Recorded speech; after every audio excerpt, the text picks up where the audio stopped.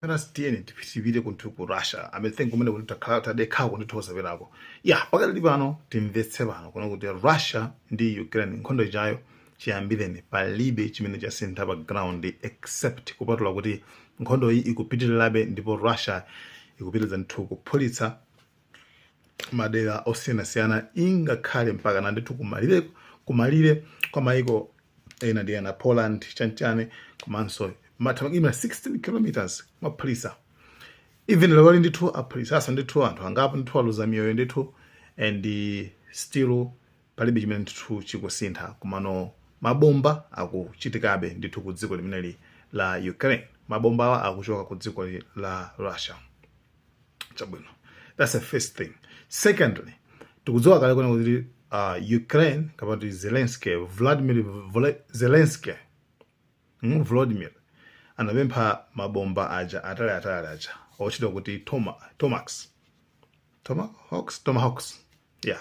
ndi mabomba amene ajawo atali long range missiles amene amapempha kuti bwanji kwapempha USA makamaka kuyambira tsiku limene adapita kukumana ndi Donald Trump kuti bwanji mutipatse mabomba amene ajawo tiwafuna kwambiri tizigwisa ntchito kuti chifukwa iwowa aganiza kuti atakhala kuti akuphulitsa kwambiri deep inside Russia ndikuti zikhoza kuwachitira ubwino kwambiri ndipo ayesesa ndithu kupempha mabomba amene kuti at least Russia ndithu ichite USA ipereke mabomba awa kuti apite ku Ukraine.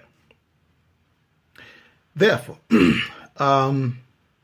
response ya Putin wana kuti mabomba amenewa ifeyo tiwaphwasula and tiphwasulaso otumizayo pamene timvana bwinobwino.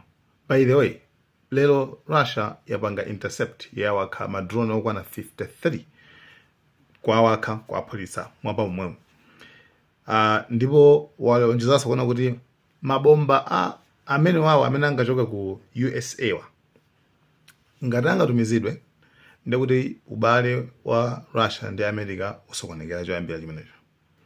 Number 2, mabomba wakabwera awaphulitsa. Number 3, aphulitsa amene anga watumizeyo. That means mabomba amene wawo amene akufuna atumizidwewa ndiona kuti Ukraine payo kasinga kwanitse kupanga operate mabomba amene wawa Tomahawks. Ukraine singa kwanitse kupanga operate kutumiza kutani sizingatheke pakufunikira ma expert ochokera ku USA ko ochokera ku America ko ndi amene angabwere ndoti alowa mu dziko la Ukraine mo nezibomba zimene zozo komanso pafunika zima trucks zimakhala magalimoto ake special kuti mabomba aja azitumiza kupita ku Russia.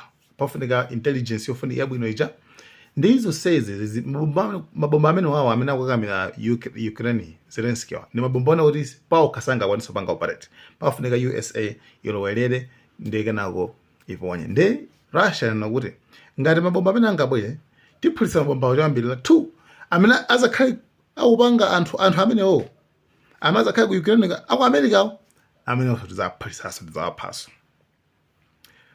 pamene tsopano tibwirire tsopano ku dziko la USA kuti Donald Trump iyeyo makamaka watipo chano.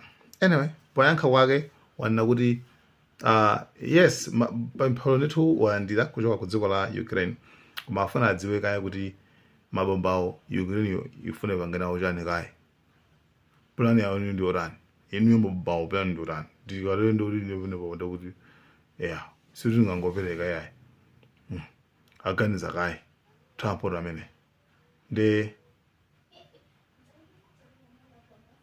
Sort of made a decision, pretty much. If you consider, I think I want to find out what they're doing with them. Yes. Where are they sending them? I guess I'd have to ask that question. That war should never have started. Ndi za bomba limene lili la Tomahawk. Bomba limene lilito ndilona kuti kutalika kwake ndi 1.56 meters. Right? Bomba limene lili chabwino litha kuyenda mtundu otole bwanji kuliponya kuno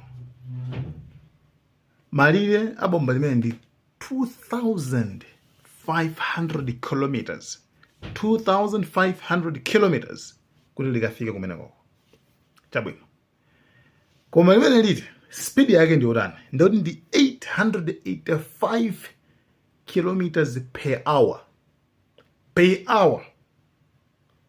limapanga cover per hour limapanga cover 885 kilometers kulemera kwake bombali ndilolemera ndithu 45 point something kgs ndikuti chimanga chicha thumba la 50 kgs lija ndoti kungochotsa pomwe na 5 big limodzi kulemera kwa bomba limeneli and it's highly limaphulika ndithu modisankhawa mucha komanso analipangira kuti lizipanga penetrate like uziphulitsa malo even olimba ndithu iwe chinthu cholimba chichi kuza kuphulitsa limene chocho ndi bomba la Tomahawk mwina chifukwa chake wa Zelensky bombali akulifuna ndithu kuti ayi chonde bweresani bombali hero ndi Trump ndi mene mwamvera mucha akaganizeka ayi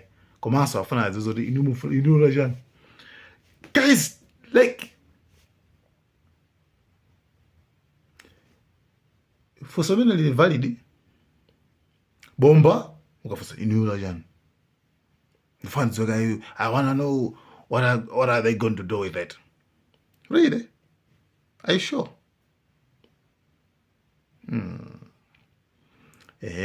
Ndenkhani ndimeneyo afuna adziwe munthu wabwera akulu mulindambulira kuli mvula leti mulindambulira ambulira ya koma ndifuna ndidziwe kaya kuti iwe ambulira yachani Trump was over there. Guys, thank you so much, Malawian cameras.